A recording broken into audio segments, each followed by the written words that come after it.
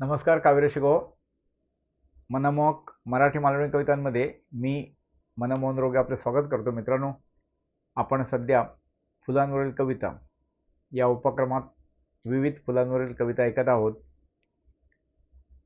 त्यात आज अशा एका फुलाची कविता ऐकूया जे फुल खूप कमी आपल्याला पाहता येतं किंवा आपल्या वापरण्यात येतं. असं अत्यंत सुवासिक आणि रात्रीच्या उशिराच्या तिसऱ्या प्रहरात वगैरे पहाटे उमलतं फूल, सकाळी ते मिटतं पुन्हा.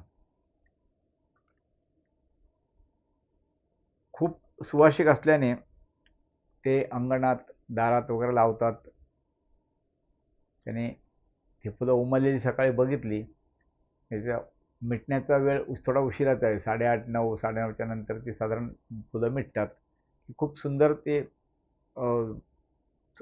झाड असतात. जुनी झाली झाडं की त्याची खोड सुद्धा जाड होतात. तर असं ते फुल आहे सायलीचं. आणि कवितेचं शीर्षक आहे असावी अंगणी सायली. असावी अंगणी सायली. प्रतीक सौंदर्य आणि सुगंधाचे. प्रतीक सौंदर्य आणि सुगंधाचे पांढरे नाजूक 10 पाकळ्यांचे. प्रतीक सौंदर्य आणि सुगंधाचे पांढरे नाजूक 10 पाकळ्यांचे समयी समान भासणारे फूल हे. समयी समान भासणारे फूल हे बारमाही उपलब्ध असे सोयीचे. समयी समान भासणारे फूल हे बारमाही उपलब्ध असे सोयीचे.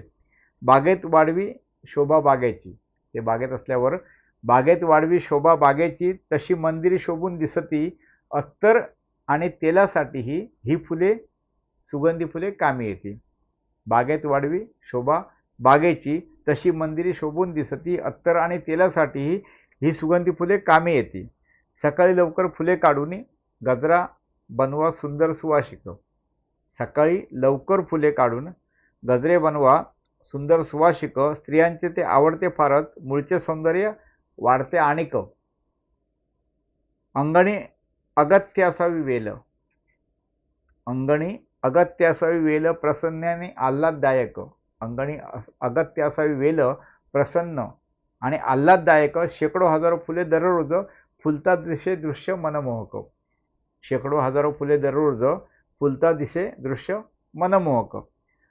रात्री फुले उमटून मिटती सकाळी. रात्री फुले उमलून मिटती सकाळी. मध शोधण्या मधमाशा गुंजारती फळातील घरांसाठी पक्षीही येती. रात्री फुले उमलून मिटती सकाळी. मध शोधण्या मधमाशा गुंजारती फळातील घरांसाठी पक्षी येती. अशा सायलीचे गुण सांगू किती. अशा सायलीचे गुण सांगू किती.